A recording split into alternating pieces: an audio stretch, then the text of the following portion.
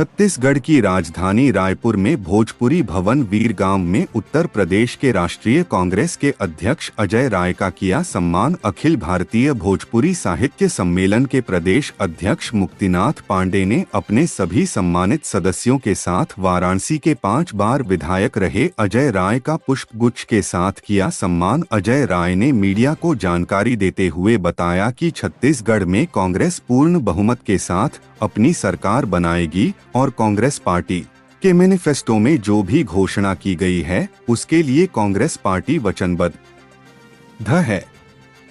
अजय राय विशेष रूप से वाराणसी से छत्तीसगढ़ में कांग्रेस की तरफ से चुनाव प्रचार करने के लिए आए थे और उन्होंने उत्तर भारतीय और भोजपुरी समाज के सभी लोगों से रायपुर ग्रामीण के कांग्रेस प्रत्याशी पंकज शर्मा को अपना समर्थन देने के लिए आह्वान किया और पूर्ण बहुमत से पंकज शर्मा को विजयी बनाए जाने हेतु अपील किया। इस दौरान भोजपुरी समाज के उपस्थित सदस्य सुधीर राय, अखिलेश सिंह, राजेश सिंह, परमानंद सिंह, भगवान शर्मा, कृष्ण मोहन चौबे और भी अन्य सामान्य सदस्य मुख्य रूप से उपस्थित थे। आइए जानते हैं किसने क्या कहा। छत्तीसगढ़ के भोजपुरी समाज के द्वारा आयोजन के दौरान अजय राय जी का भव्य स्वागत किया गया।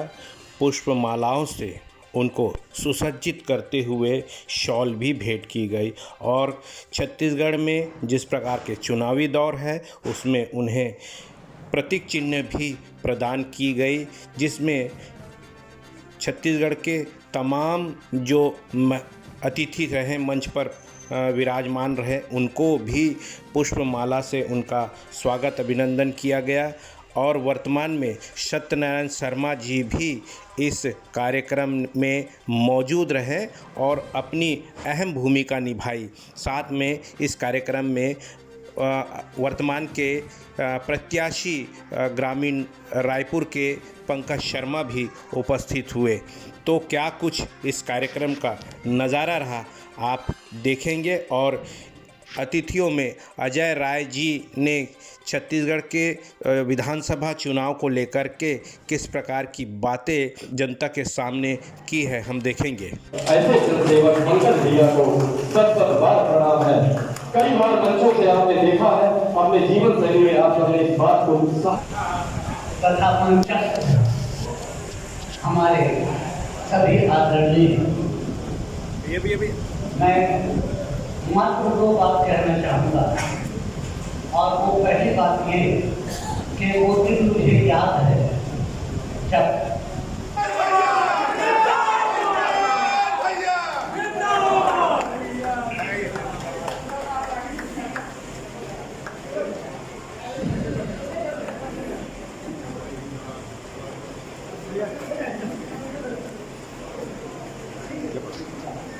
एक बार जोरदार ताली बजा के पकड़ लिया।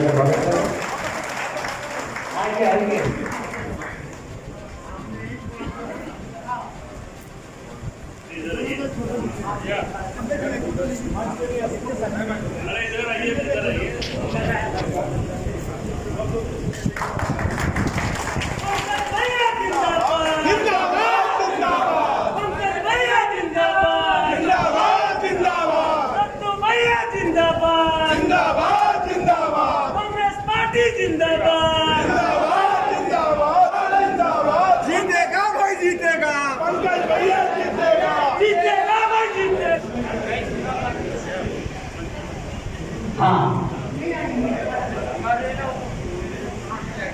आप सभी अपने अपने स्थान में बैठ जाए।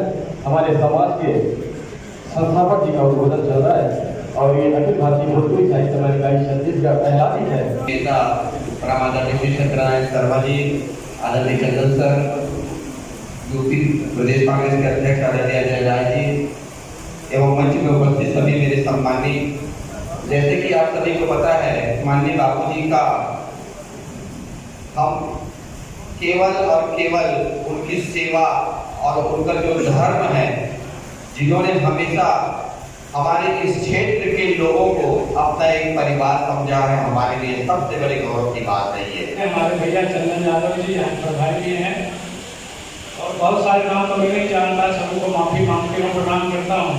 नाम लेकर मैं नहीं ले सकता और टाइम भी नहीं। आज के सभी आए यहाँ पे प्रभु जन को बहुत बहुत प्रणाम। 2023 के विधानसभा चुनाव हेतु हम आपके बीच में आए हैं। पंकज शर्मा जी आपके यहाँ से उम्मीदवार हैं और पिछले कई वर्षों से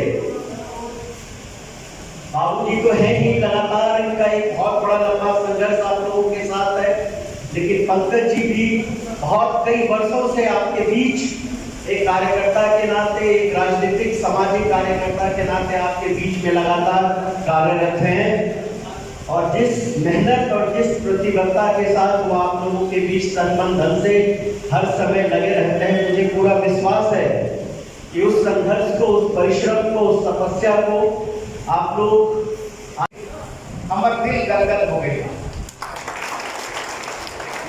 आपकी चलते कहा था नहीं ऐसा कि सचमुच कहीं बाहर हुआ जाएंगे, अब घर के परिवार के लोग से मुलाकात हो तब अगर खुशी ना हो तब कब खुशी हो। और सचमुच अभी 200 बारे जाए बारे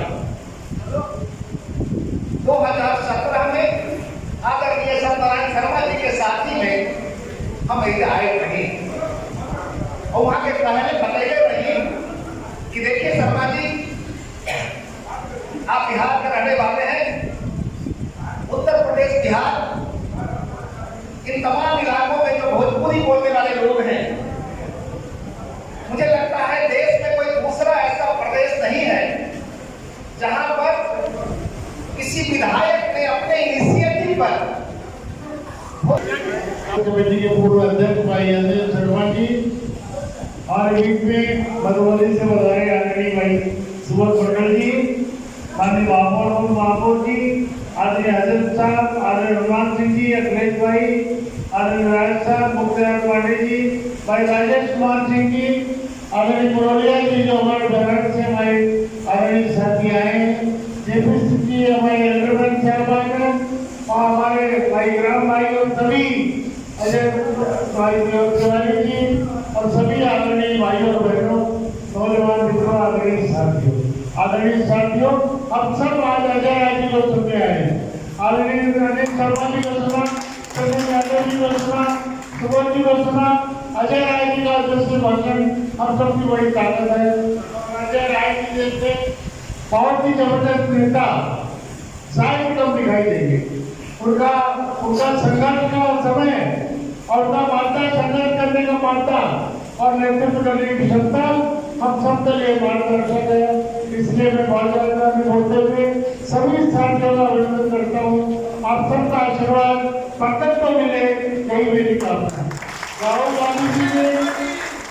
गांधी जी ने अपने उद्घाटन किए कि नौजवानों को सामने लाने की आवश्यकता है। उनकी प्रेरणा से मैंने ये महसूस किया और ये तय किया नौजवानों को आगे आना चाहिए। पार्टी जिस किसी नौजवान को नहीं देगी, मेरा आशीर्वाद उसको है। पार्टी ने कार्यकर्ताओं ने पंकज को टिकट दिया है, इसलिए पंकज आपके मंच में जनसेवा करने का काम हमेशा करते रहेगा। मैं जब तक जिंदा हूँ मैं सेवा करने का संकल्प लेता हूँ। चुनाव से लड़ने को अलग हूँ, राजनीति से लड़ने हो रहा हूँ। पार्टी हमारी माँ है, पार्टी की सेवा करता रहूँगा। आप सबका अभिनंदन है, स्वागत है। अजय राय साहब को सुनेंगे। धन्यवाद। क्योंकि जो व्यक्ति आज इसकी नींव में है, जो नींव दिखने गई है, जिसने इस नींव को खड़ा किया, उसको अगर स्मरण नहीं किया जाएगा, अगर उसको याद नहीं किया जाएगा, तो हम निश्चित तौर से कहीं न कहीं गुनाह करेंगे और कहीं न कहीं अपराध करेंगे। ऐसे लोगों को जरूर नमन करना और उनको अपनी श्रद्धांजलि अर्पित करता हूँ। चुनाव का समय है, चुनाव के समय सभी लोग आते हैं और बड़ी बड़ी सारी बातें आप सब लोगों से कहिए।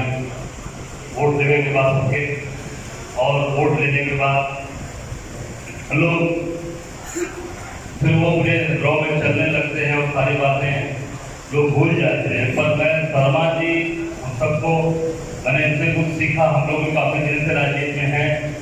अभी पिछले दौर जब विधानसभा का चुनाव उत्तर प्रदेश में हो रहा था तो आप और भी बनारस गए थे। इसके पहले मैंने नाम सुना था, मेरा बहुत परिचय नहीं था।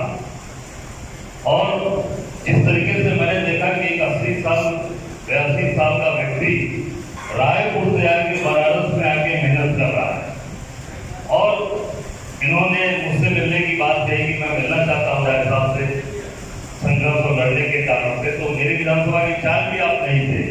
बनारस में जो 8 विधानसभा है उसमें कैंट विधानसभा उसके इंचार्ज पर आप गए थे।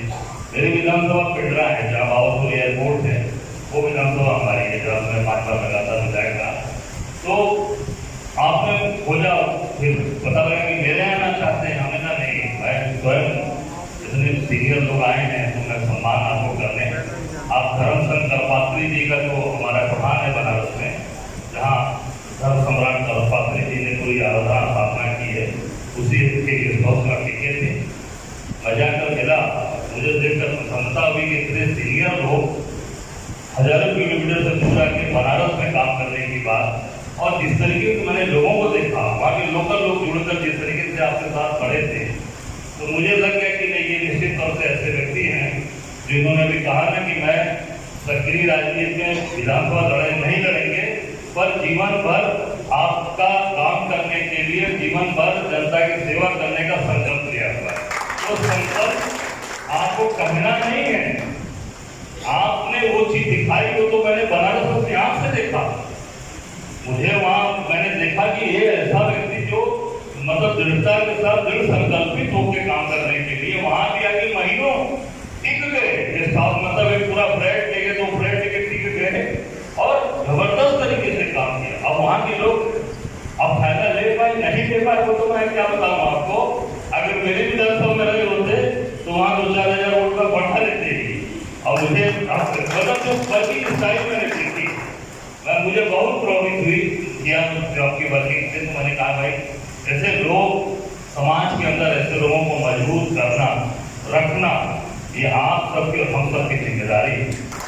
अगर ऐसे लोगों को हम कमजोर कर देंगे, ऐसे लोगों को अगर हम ताकत नहीं देंगे, तो निश्चित तौर से काम करने वाला व्यक्ति वो कहीं ना कहीं अपने आप को कमजोर समझेगा और आमदन से अपने आप को कहीं ना कहीं वो अकेला समझेगा। मैं आपके सामने खड़ा हूँ, मैं मजबूती से इसलिए खड़ा हूँ, चाहे मोदी से लड़ना हुआ, चाहे वो उदय जी को 9 बार विधायक थे, जब पहली बार मैं उनको हराया था, कॉर्पोरेट उधर से हमारे यहाँ हमारे बनारस लोग बैठे हैं, नाटी से देखो, और तमाम साथी हमारे बैठे हैं, मिर्जा अमराज के लोग बैठे हैं, तमाम ऐसे साथी सब जानते हैं। तो मैं इसलिए कि कभी पीछे हटने का स्वभाव नहीं है, और आप जब आगे बढ़ गया तो डायरी में पीछे हटना नहीं लिखा है और समझौता नहीं करना लिखा है, लड़ना है, चाहे उसका परिणाम चाहे तो मैं कभी पीछे नहीं हटा, मैं हटूंगा। आज पहुंचकर इस सभा को इतना देर तक अपना बहुमूल्य समय दिए, इसके लिए बहुत बहुत धन्यवाद और आभार मैं व्यक्त करता हूँ। सर, आप उत्तर प्रदेश से यहाँ पहुँचे हुए हैं भोजपुरी समाज को कांग्रेस की ओर कन्वर्ट करने के लिए, ताकि पूरा समाज जो है पंकज जी का सहयोग करे और उनको बहुमत से जिताए। क्या देखते हैं आप जो इसमें? निश्चित तौर से आप देख रहे होंगे कि जो आज जिस भवन पे हम लोग खड़े हैं, इस भवन के लिए जमीन और सारी चीज़ों की व्यवस्था हमारे आदरणीय सत्यनारायण शर्मा जी ने कराई। तो निश्चित तौर से जो भोजपुरी के लोगों का सम्मान करेगा, जो भोजपुरी के लोगों के साथ खड़ा रहेगा, तो समाज उसी के साथ जाएगा। तो ये समाज उनके साथ खड़ा है। हम सब लोग तो आज आए हैं बल देने के लिए, ताकत देने के लिए। उन्होंने काम किया है, विश्वास लोगों का अर्जित किया है, और मैं यही आग्रह करूंगा अपने सभी भाइयों बहनों से कि जिस प्रकार से आपके साथ वो खड़े रहे हैं, आप उनके साथ तन मन धन से खड़े रहिए, उनका साथ दीजिए और आदरणीय उनके बेटे पंकज शर्मा जी को जिताइए। और मैंने मन से कहा कि इस बार निश्चित तौर से फिर सरकार हमारी यहाँ बन रही है, भोजपुरी समाज का कोई एक प्रतिनिधित्व तो उसमें जरूर मिलेगा, ये मैं विश्वास दिलाता हूँ, मेरा पूरा प्रयास होगा। गृहलक्ष्मी योजना के अंतर्गत जो 15,000 रुपये प्रति वर्ष महिलाओं को देने की बात हो रही है, क्या यह सही है कि जुमलेबाजी है? भारतीय जनता पार्टी में जैसे मोदी जी ने कहा था कि 15 लाख रुपए खाते में आएगा, क्या उसी के तर्ज पे है? ऐसा है, कांग्रेस पार्टी का कोई वादा जुमला नहीं होता। पुराना वादा बता दो, यहाँ पर कहा किसानों का कर्जा माफ़ करेंगे, माफ़ किया कि नहीं किया? धान की खरीद में हम जो उन्होंने सर्किल अपना रेट तय किया, MSP तय किया, उतने पे लिया कि नहीं लिया? तो ये जो हम कहते हैं वो करते हैं। भाजपा से हमारी तुलना मत करिए, हमने जो कहा है वो किया है। और जो भूपेश बघेल जी की क्रेडिबिलिटी है, कांग्रेस पार्टी के नेताओं की क्रेडिबिलिटी है कि जो कहेंगे वो करेंगे। 15,000 कहा तो निश्चित तौर से हमारी महिलाओं के अकाउंट में पैसा सर 15 साल तक भारतीय जनता पार्टी छत्तीसगढ़ में अपनी सत्ता रखी है और उसके बाद कांग्रेस ने पूर्ण शराबबंदी की बात को करके सत्ता हासिल की है, परंतु शराब अभी तक बंद नहीं हुई है, जिसके कारण से क्राइम अब बढ़ता जा रहा है। इस पर क्या कहेंगे? देखिए, ऐसा है पूरे देश के अंदर आज जो शराब का जो वितरण हो रहा है उसमें सबसे ज़्यादा अगर कोई कार्य करें, उत्तर प्रदेश में आता हूँ, एक एक गांव में आज अब यहाँ उत्तर प्रदेश के लोग खड़े होंगे, एक एक गांव में 4-4 ठेके खुल गए, 4-4। और कोरोना काल में तो वो सिंबल हो गया था। अब कोरोना में अगर हाथ में बोतल है तो पुलिस भी आपको नहीं बोलेगी आप घर चले जाओ। निश्चित तौर पे हम ये आज पूरे देश के अंदर होना चाहिए और पूरे देश के अंदर ऐसा वातावरण बने कि शराबबंदी हो जिससे कि ये सारी चीज़ें रुके। सर एक और सवाल है, KG से PG शिक्षा की जो बात की गई, निःशुल्क शिक्षा, तो क्या इसके बाद अगर सरकार इसको लागू करती है, कांग्रेस की सरकार आती है, तो क्या RTE राइट टू एजुकेशन खत्म हो जाएगा? नहीं, राइट टू एजुकेशन देखिए ऐसा है कि जो चीज़ें हैं उन्हीं में से रास्ता निकालकर जनता के हित के लिए बात किया जाएगा। कहीं पर कोई चीज़ खत्म होने वाला नहीं है, क्योंकि राइट टू एजुकेशन कांग्रेस का लाया हुआ है, ये भाजपा का नहीं है, ये कांग्रेस ने लाया था। जब पिछली बार हमारी सरकार थी UP 2 की, तो हमें food security bill, right to education, ये हम लेकर आए थे, कोई चीज़ समाप्त नहीं होने वाली। भाई साहब, मेरा एक सवाल, जब भी आप नामांकन भरने के लिए जाते हैं तो भैरव बाबा के मंदिर में शराब चढ़ा के आते हैं, तो क्या छत्तीसगढ़ में सरकार चढ़ाने के लिए शराब चढ़ा के आए हैं क्या?